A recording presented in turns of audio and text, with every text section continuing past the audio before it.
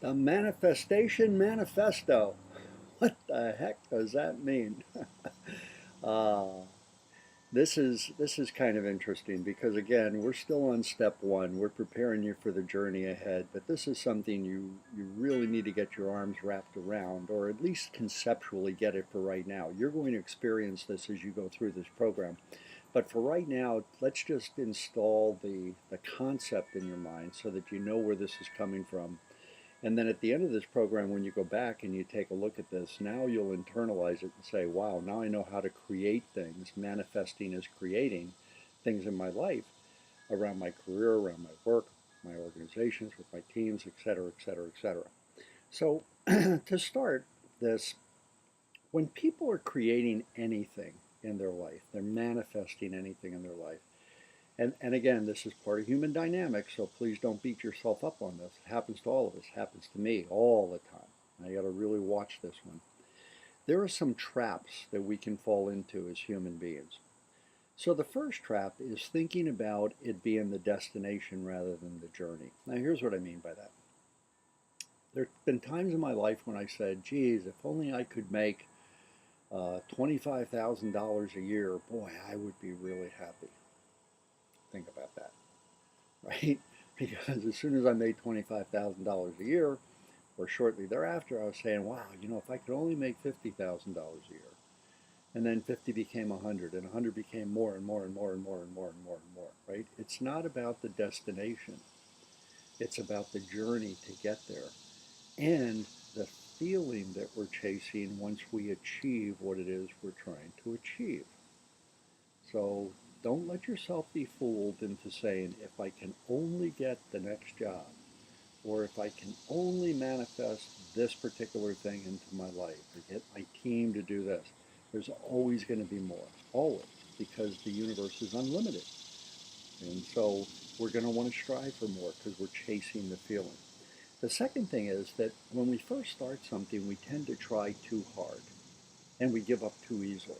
So here's what I mean by this. Think about the times that people have said, I'm going to really, I'm going to change my lifestyle. I'm going to watch what I eat. I'm going to change my diet. I'm going to start working out. I'm going to go down to the health club and sign up for a membership. And so you go to the health club and you sign up for a membership, and you pay your dues, certain amount of money to sign up, and then so much a month for the course of a year, whatever contract you sign. And you go the first time, and you come back out of that. Yeah, that was good. Man, I worked out for 2 hours today.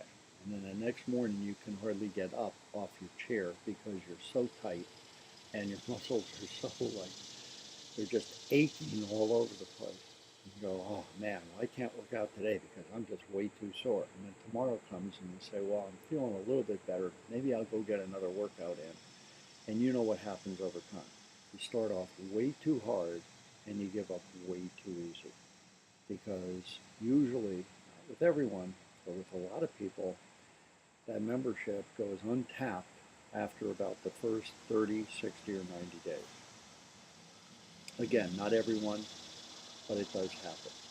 This is a pattern that gets repeated over and over again. It's part of human behavior. We want to achieve it so bad that we want to put everything into it right up front.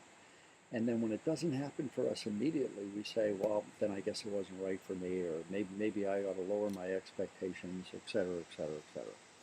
And in that process, we start to judge ourselves as good or bad. Well, I did really good when I first started this, but now I'm really bad.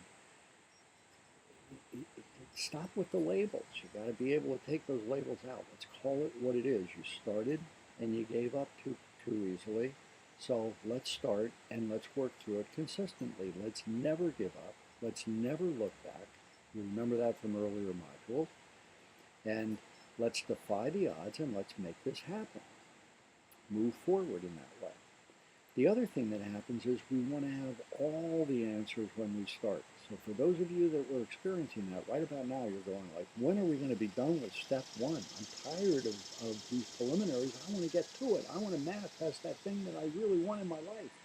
I want to be able to get to the next level. I want to be able to, you're going to get there. But unless you have a strong foundation, we don't want your foundation built on jello. We want it built rock hard, rock solid, so that when you start, you can use this foundation over and over and over again. This is for consistency and for sustainability, to sustain you going forward. And the last thing that happens is, for most people, it's about instant gratification. I'm going to go on a diet today, and by tomorrow I'm going to lose 5 pounds. Do they have a pill for that, by the way? Could I just get a pill? It doesn't work that way, right? You have to stay with things for a brief period of time, and then you'll start to see results. And your results, remember, it's not a straight line. It's going to bounce, but as long as it goes directionally correct, you're still on track. Now, for most of you, when you heard the word manifestation, you might have linked that to a concept that's out there that's called the law of attraction. The law of attraction has been around for centuries, centuries.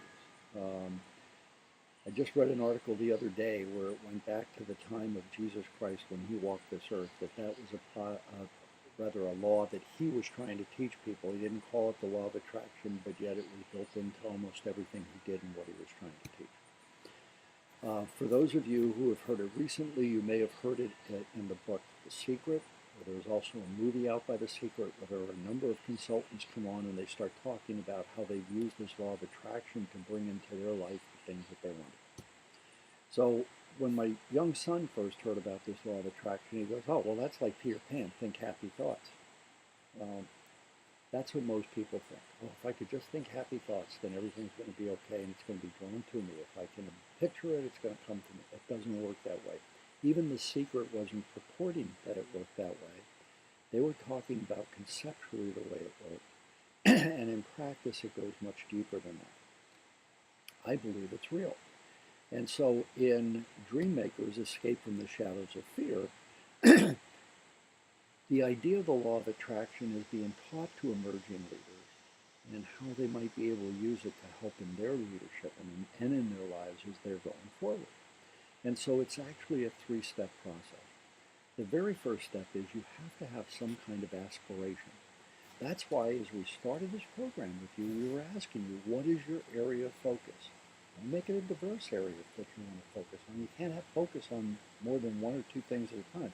For this program, we want you to focus on one thing, right? Because we want to show you how it works for us first. Take you through it so you get that experience, and then you can go back and repeat it. What is your area of focus? We keep pushing that over and over and over again. You're going to see that as we start moving forward again. We're going to get back to the work we did earlier. So the first piece is to have an aspiration. The second piece is to wait for some inspiration. And inspiration means something's going to come across your path.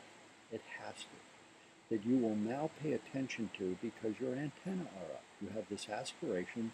It may be in an email. It may come across a blog article. You may watch something on television. Somebody may recommend a book to you. Something may happen. Another colleague may come up to you if it's a business aspiration that you have to take your business to the next level, and they might be talking to you about something very similar, and you say, wow, okay, here's some inspiration now that'll help round out, give us some ideas as to what we can be using, what we could be doing to move more toward our aspiration. It's not over there. The third step is perspiration. Perspiration. You got to work at it. You can't just wish and hope and dream for things.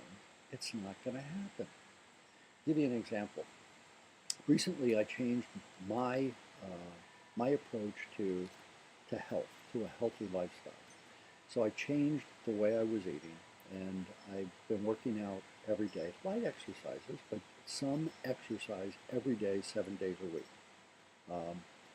And one of my neighbors walked by, and he said, wow, you look like you lost a lot of weight. I wish I could lose weight too. That's when it dawned on me.